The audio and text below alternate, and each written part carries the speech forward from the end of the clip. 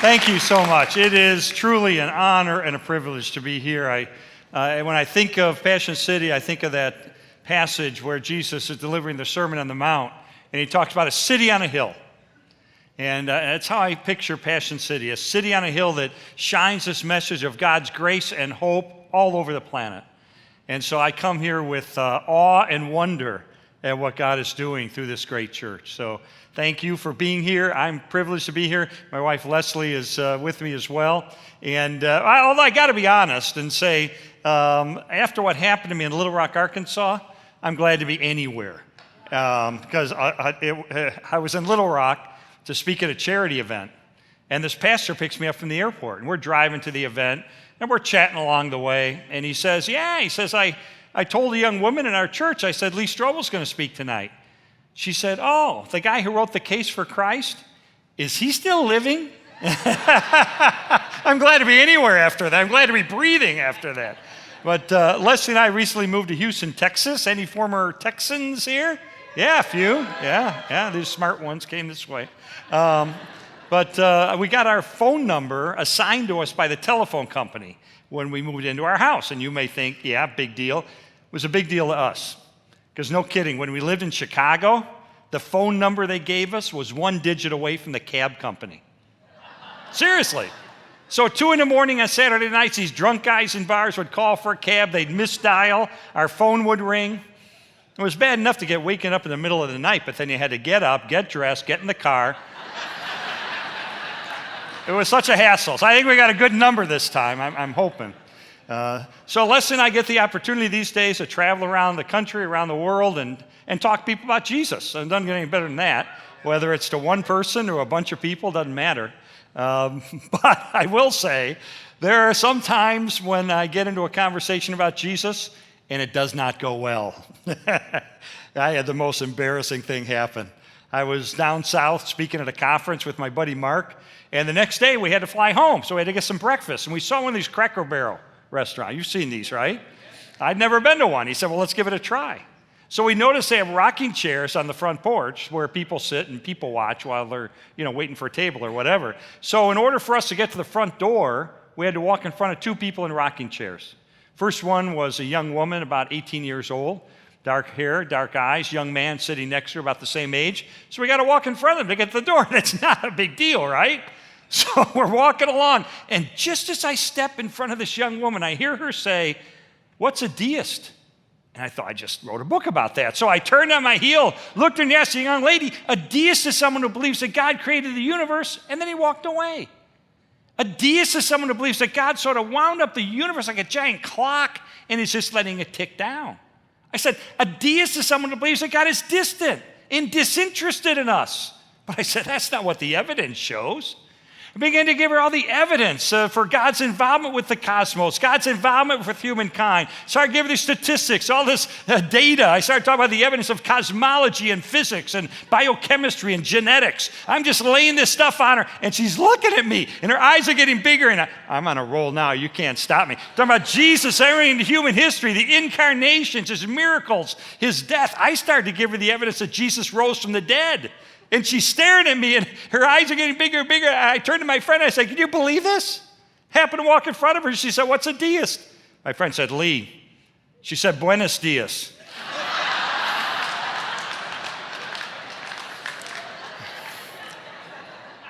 I really wish that were a joke. That's what happened.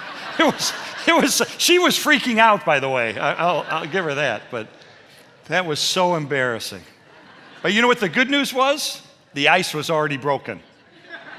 How do you not get into a spiritual conversation at that point, right? And it turned out that she was there with her boyfriend for the state track meet. And they brought us back to the hotel room where the coach was and all the athletes, and we got to talk about Jesus for about 45 minutes. So it turned out all right. But man, that was embarrassing. That was embarrassing. So when I got this kind invitation to be with you today, I thought, well, what can I talk about that is not going to embarrass me? And I thought, you know what? I'm just going to do something simple. I'm just going to tell you a story. It's a true story. It's my story. It's a story that begins in atheism. Because I decided at a rather young age that God does not and cannot exist. I mean, I thought that God didn't create people, but people created God. Why? Because they're afraid of death. So they made up this idea of heaven and an afterlife to make themselves feel better about dying. That's what I thought. I mean, I just thought the mere concept of an all-loving, all-knowing, all-powerful creator of the universe, come on, it's crazy. It wasn't even worth my time to check out. Now, granted, I'm a skeptical person. It's sort of in my DNA. You know, my background's in journalism and law. You can imagine you put those two things together, what kind of a jerk, skeptic, what kind of a skeptic that you get. I was a legal editor of the Chicago Tribune newspaper, and we used to pride ourselves on our skepticism. You know, we wouldn't accept anybody's word at face value. We always wanted to try to get two sources to confirm a fact before we print it in the newspaper. So no kidding, we had a sign in our newsroom that said, if your mother says she loves you, check it out. How do you know? Maybe she's lying. Got any proof? Got anything to back that up? And that's okay, that's all right. You want journalists to be skeptical, don't you? Sometimes don't you wish they were more skeptical than they are? But my problem was that my skepticism bubbled over into cynicism, and it cemented me into my atheism. Now, because I had no belief in God, I really lacked a moral framework for my life. And I'm not saying all atheists think this way. I'm just telling you the way I looked at the world. I tend to be logical. I tend to be rational. So I said, okay, if there is no God, if there is no heaven, if there is no hell, if there is no judgment, if there is no ultimate accountability, then the most logical way for me to live my life would be as a hedonist, someone who just pursues pleasure. And that's what I did. So I lived a very immoral and drunken and profane and narcissistic, self-absorbed, really self-destructive in a lot of ways. That was my life. What people saw was me winning awards for investigative reporting.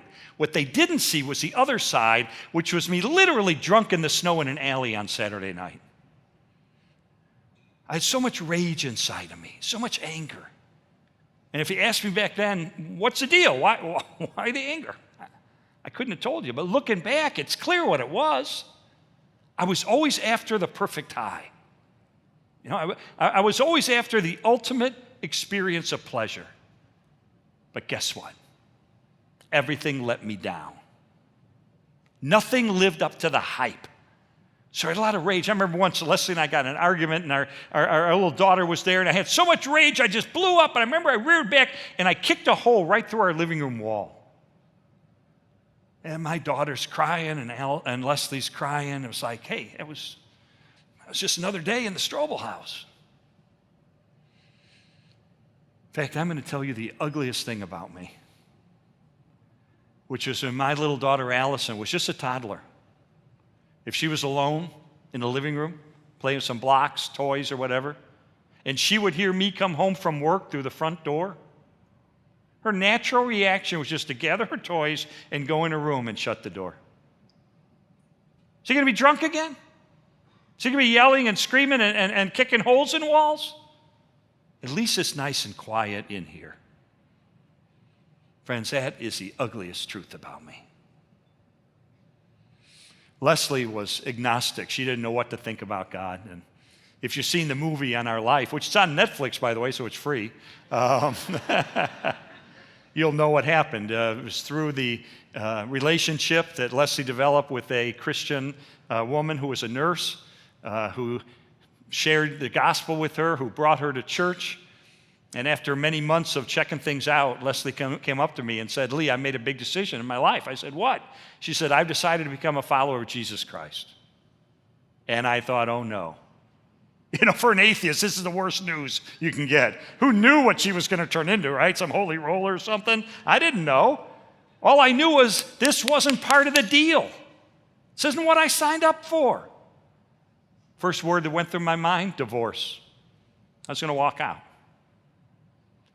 But I stuck around, and a couple of things happened. On the positive side, there were a lot of changes in Leslie and her character and the way she related to me and the kids that were winsome and that were attractive and kind of pulled me toward faith.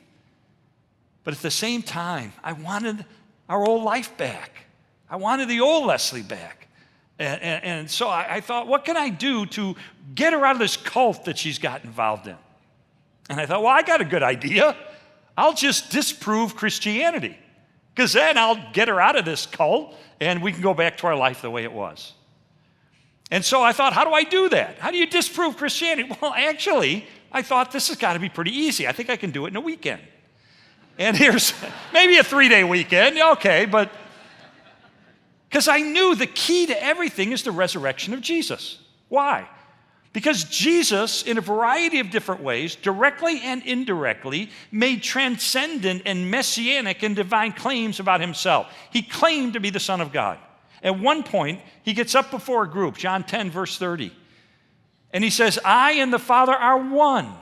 And the word in Greek there for one is not masculine, it's neuter, which means Jesus was not saying I and the Father are the same person. He was saying I and the Father are the same thing. We're one in nature. We're one in essence. And how did the audience understand what he was saying? They picked up stones to kill him. He said, well, you're just a man, and you're claiming to be God. So Jesus claimed to be the Son of God, but so what? I could claim to be the Son of God. You could claim to be God. Anybody can claim to be God. But if Jesus claimed to be God, died, and then 3 days later rose from the dead, that's pretty good evidence he's telling the truth, right? That's why the resurrection is the linchpin of the Christian faith. That's why the Apostle Paul says in 1 Corinthians 15, verse 17, if Christ has not been raised, your faith is futile. You're still in your sins. What was he saying? He was saying, look, Christianity is an investigatable faith. And if you investigate it and you find that the resurrection is not an actual historical event, you are fully justified in walking away from the faith. That's how bold he was. Well, I was a reporter for the Chicago Tribune. I've seen plenty of dead bodies. I've not seen any of them come back to life. And so I thought I can easily disprove that Jesus returned from the dead. And so I want to kind of talk about what I discovered during what turned out to be a nearly 2-year investigation into the minutia of the resurrection of Jesus, into the historical data. And I'm going to organize the data for the resurrection using 4 words that begin with the letter E. That way it gives you a framework. And the reason I want to do this is a couple of reasons. Some of you may be like I was. You know, maybe a friend brought you today. You're not sure about this Christianity stuff. And so for you, I hope these 4 E's give you something to think about whether or not this is based on fairy tales and make-believe wishful thinking or actual historical truth. And then for those of us who are followers of Jesus, 1 Peter 3:15 says that we are always to be prepared to give an answer to anyone who asks us to give the reason for the hope that we have, and to do it gently and respectfully. And so this will give you a framework that you can always remember. If anybody asks you, why should I believe Christianity is true? You can say, let me tell you about the 4 E's. So what are the 4 E's? I want to emphasize, though, when I did this investigation, I was a skeptic. So I did not give the New Testament any special credence. Didn't consider it to be inerrant, inspired, the Word of God. I do now, but I was a skeptic then. But I had to accept the New Testament for what it undeniably is, which is a set of ancient historical writings.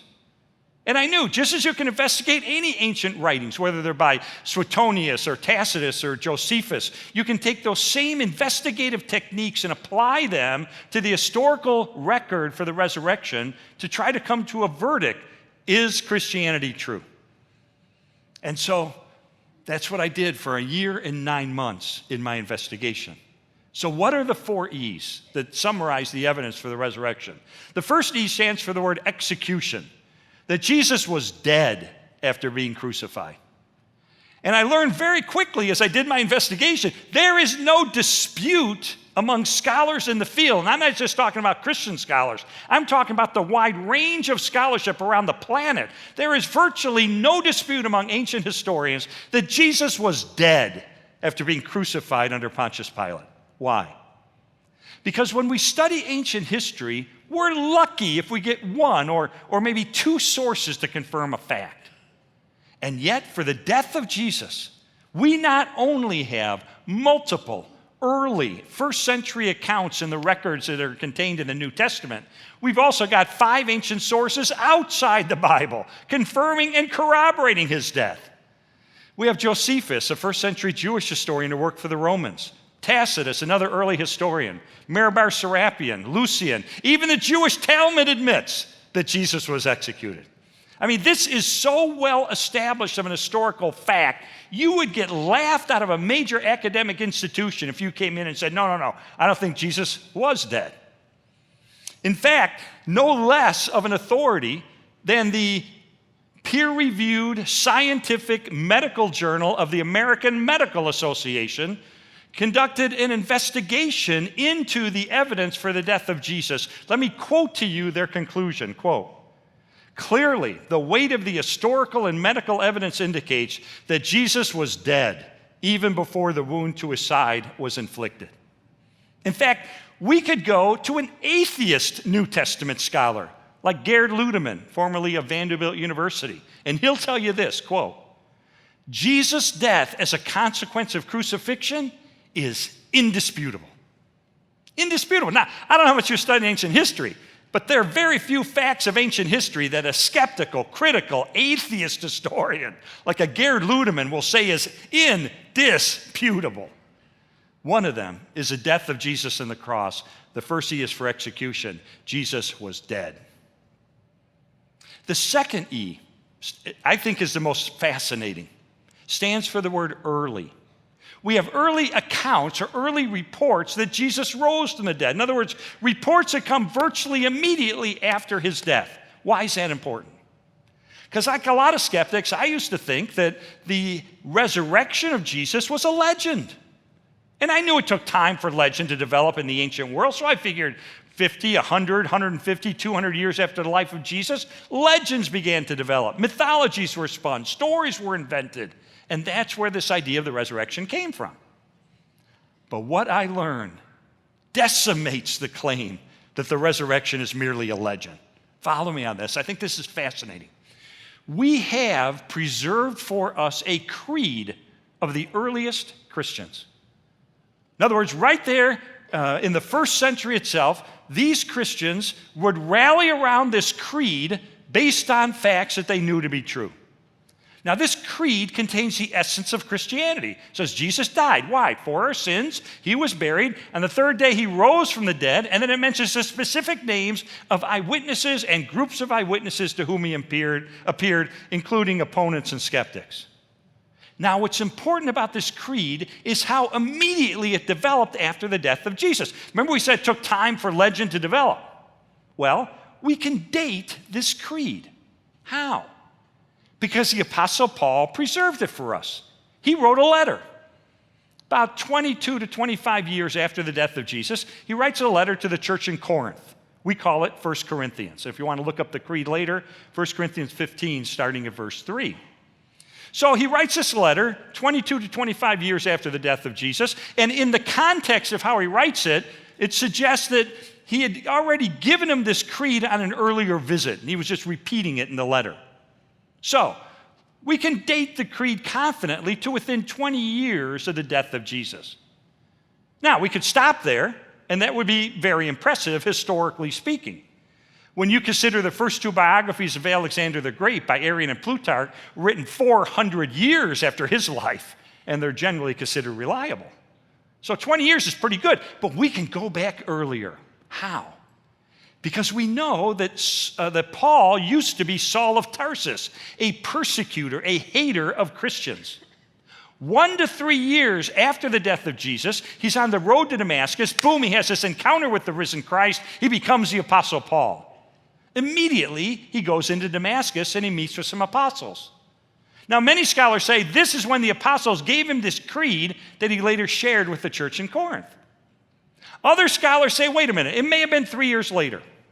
3 years later, Paul goes to Jerusalem and he meets for 15 days with 2 eyewitnesses to the resurrection who are named in the creed, Peter and James.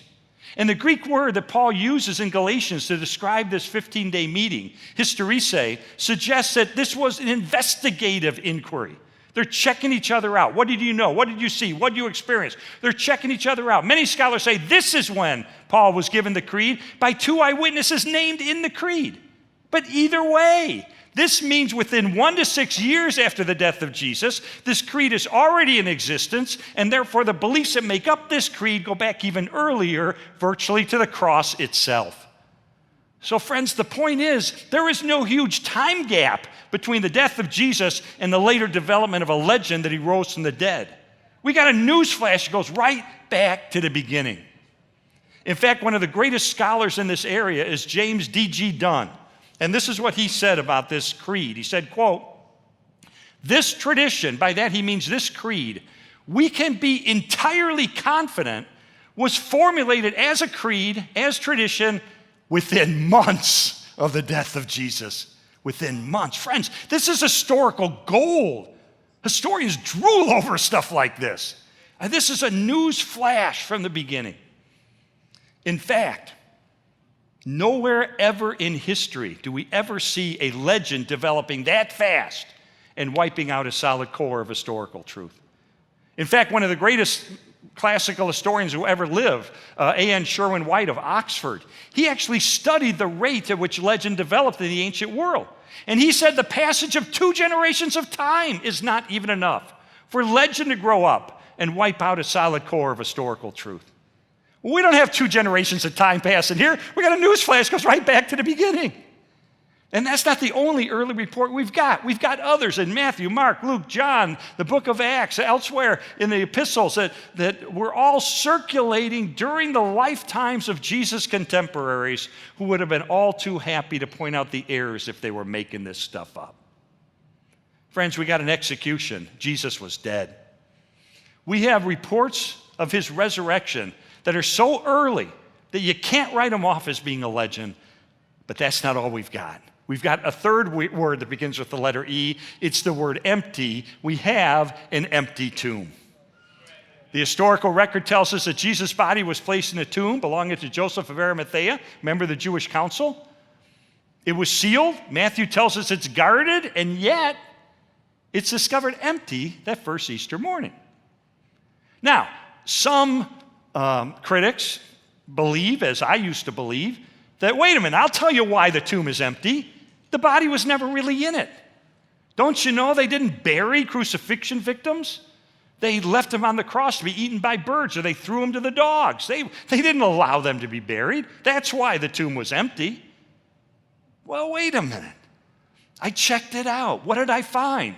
I found that when you read the Digesta, which is a summary of the Roman law and procedure from the first century, it specifically says that crucifixion victims, execution victims can be buried. Not only that, we have in 1968 the remains of a crucifixion victim who had been buried that were discovered right there, from the first century. He was executed. They found him with a spike still through his ankle bone. And then just about 2 weeks ago, they announced the discovery of another crucifixion victim who had been buried. So we have archaeological evidence that, yes, some crucifixion victims at least were buried. And we have good reason to believe that's what happened with Jesus. So what happened to him? How did the tomb get empty?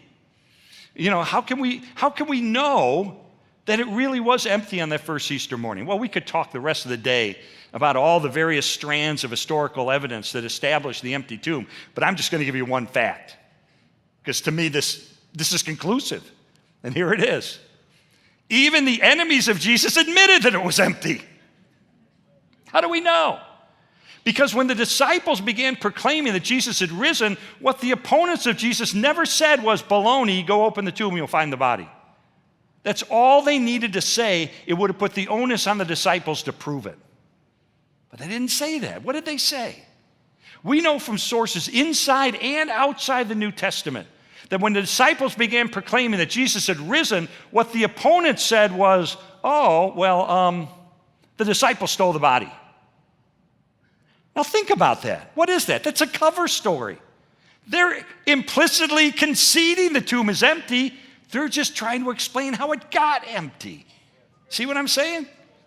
It's like if you're a teacher and a student comes up to you and says, the dog ate my homework. That student's admitting, look, I don't have my homework, but I can explain what happened to it. The dog ate it. It's the same thing. So either explicitly or implicitly, both the supporters and the enemies of Jesus are saying the same thing, that the tomb of Jesus was empty.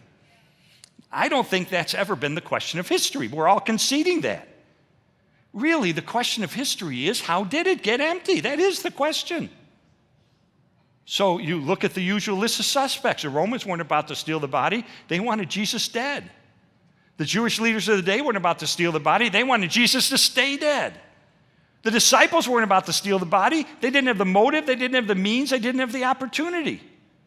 I think the best explanation for the tomb being empty is that Jesus physically returned from the dead, especially when we combine it with the fourth word that begins with the letter E, which is the word eyewitnesses. Not only was Jesus' tomb discovered empty, but over a period of time, Jesus appears alive in a dozen different instances to more than 515 people, to skeptics and doubters, as well as to believers, to men, to women, daytime, nighttime, to groups, to individuals. People talked to him, they touched him, they ate with them. And think of this. Remember we said earlier, we're lucky in ancient history if we have one or two sources to confirm a fact? Well, get this. For the conviction of the disciples that they encountered the resurrected Jesus, we have no fewer than 9 ancient sources, inside and outside the New Testament, confirming and corroborating the conviction of the disciples that they encountered the resurrected Jesus. Friends, that is an avalanche of historical data. And of course, the historical record tells us this experience revolutionized the lives of the disciples. I mean, after Jesus is put to death, they're afraid they're going to get executed. They go into hiding. They're going to go back to the fishing business. And yet, history undeniably tells us just a few weeks later, in the very same city where Jesus has been executed, these once cowardly disciples are now proclaiming with boldness that Jesus not only claimed to be the Son of God, he backed up that claim by returning from the dead. And they were willing to proclaim that message to their deaths. Now, how some of the disciples actually die gets a little cloudy in ancient history, but that's not my point. My point is their willingness to die. We have 7 ancient sources, 6 of them outside the Bible, that confirm that the disciples lived lives of deprivation and suffering as a result of their proclamation that Jesus had risen. Why were they willing to do that? Because they saw on CNN that Jesus had risen? No. Because they read it in the New York Times? No. Because a Sunday school teacher told them? No. Because they were there. Of all human beings who've ever lived in history, the disciples were in a unique position. They were there. They encountered personally the resurrected Jesus. They knew for a fact, is this a lie or is it the truth? And knowing it was the truth, they were willing to die for that proclamation. That tells me something about the veracity of their claims. Friends, I spent almost 2 years of my life investigating the minutiae historically around the resurrection of Jesus. And it all came down to a Sunday afternoon. And I realized, at some point, every juror needs to reach a verdict. And I thought, what, the evidence is in. After 2 years, I don't think I'm going to find some news flash, something I missed. So I said, I got to reach a verdict. So I sat down with all the evidence I'd encountered over this 2 years, massive volumes of material, and I'm kind of sorting through it, and then I stopped, and I go, wait a second. And I kind of stepped back and said, in light of the avalanche of evidence that points so powerfully toward the truth of Christianity, I realized it would take more faith to maintain my atheism than to become a Christian. I mean, that was my conclusion. It was like the scales just tipped like this. And I realized, based on the historical data, I was convinced Jesus not only claimed to be the Son of God, he backed up that claim by returning from the dead. And then you know how I felt? I kind of felt let down. I did. I thought it's been 2 years. Shouldn't an angel appear about now? I mean, that would be cool. An earthquake would be great. Something dramatic. It was kind of let down after 2 years. Is that it? Is that it? But then I read a verse, John 1:12. It says, but as many as received him, to them he gave the right to become children of God, even to those who believe in his name. And I realized, okay, believing the evidence, concluding, reaching the verdict that Jesus claimed to be the Son of God, backed it up by returning from the dead. That's great, that's important. It's not enough. It's not enough. Believe plus receive. I had to receive. Receive what? Receive this free gift of forgiveness and eternal life that Jesus purchased for me on the cross when he died as my substitute to pay for all of my sin.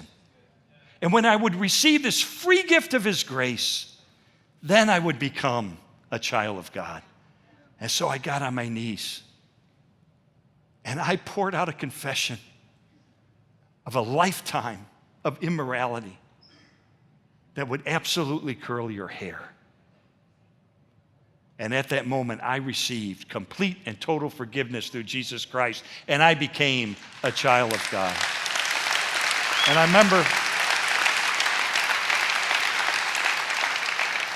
remember Leslie burst into tears, and she threw her arms around my neck, and she said, "You hard-hearted son of a Baptist, I've been telling you this for 2 years, hello?" No, I'm kidding, she didn't say that. I always wish she'd said that, because that would have been a great story. That would have been a great capper if she had done that, but that's not Leslie. She burst into tears, and she threw her arms around my neck, and she said, "Oh, honey, I almost gave up on you 1,000 times. She said, when I was a new Christian, I met some women at church, and I said, I don't have any hope for my husband. He is a hard-headed, hard-hearted legal editor of the Chicago Tribune. He will never bend his knee to Jesus." And this one elderly saint put her arm around her shoulder and pulled her to the side, and she said, "Oh, Leslie, no one is beyond hope." And she gave her a verse from the Old Testament, Ezekiel 36:26. It says, "Moreover, I will give you a new heart, and I will put a new spirit within you. I will remove from you your heart of stone and give you a heart of flesh." And so what I never knew at the time, this whole 2 years that I'm on this investigative journey, what I never knew is every day my wife, behind the scenes, was on her knees praying that verse for me. And can I tell you what happened? Starting on that Sunday afternoon, now that I'd received Jesus as my forgiver and leader, now that I'd become a child of God, and then over time, as I was baptized, as I became part of a vibrant church like this one, as I learned to read the Bible with fresh eyes, as I learned to worship, as I learned to pray, God began to answer Leslie's prayers. Because my values changed, and my morality changed, and my character changed, and my priorities, and my relationships, and my worldview, and my philosophy, and my parenting, and our marriage. I mean, all these things over time began to change for the good. And this is always where I would get stuck. Because somebody would say to me, "Well, Lee, tell me your story. How'd you come to faith?" Okay, and I'll tell the whole story up to here, and I wouldn't know what to say. Because what stuck me was how do I communicate to you? You didn't know me when I was literally drunk in the snow in an alley. You didn't know me when I was living my former life. So what words can I use to help you understand the difference Jesus has made in my life? You see what I'm saying? How do I explain that to you? Because you didn't know me back then. And I asked God, what do I say? And the only thing I can say is what happened to my little girl, Allison. Think about this for a second. Here's a little kid, 5 years old by then, when I came to faith. All she had known the first 5 years of her life was a dad who was absent, angry, kicking holes in walls, coming home drunk. That was her whole life. But starting on that Sunday afternoon when I gave my life to Jesus, you know what she did? She started to watch. Something's changing with my dad. Something's different with my dad. Something is new with my dad. She never studied ancient history, never interviewed a scholar, never studied archaeology. She's just 5 years old. But she could listen, she could watch, she could observe, and she did. She watched how God changed my life. And it took about 4 or 5 months. And then one Sunday morning, she came up to Leslie. You know what she said? I want God to do for me what he's done for Daddy. And at age 5, my little girl received this forgiveness and gift of eternal life from Jesus, became a child of God. Today, she's married to a seminary graduate. She's a novelist. She writes works of fiction, but they all have the message of Jesus woven into them. Her and her husband together write children's books about God. She is the mother of 2 of my 4 precious grandchildren. And today we're the best of friends. And same thing with my son. My son saw the difference that God was making in his mom and his dad and his sister, and he came to faith at a young age too, but he took an academic route, got an undergraduate degree in biblical studies, got a master's degree in philosophy of religion, got another master's degree in New Testament.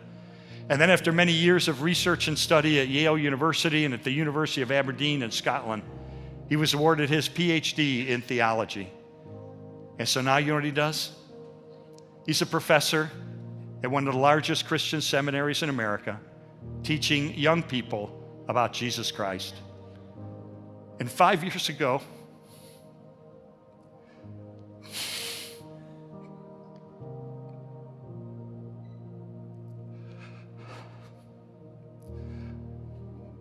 ago, his wife gave birth to our first grandson, and he named him after his dad. Friends, God rescued our family. He changed my son. He changed my daughter. He changed my wife. He changed me. And now next month, Leslie and I will celebrate our 46th wedding anniversary together. So that's my story. That's my story.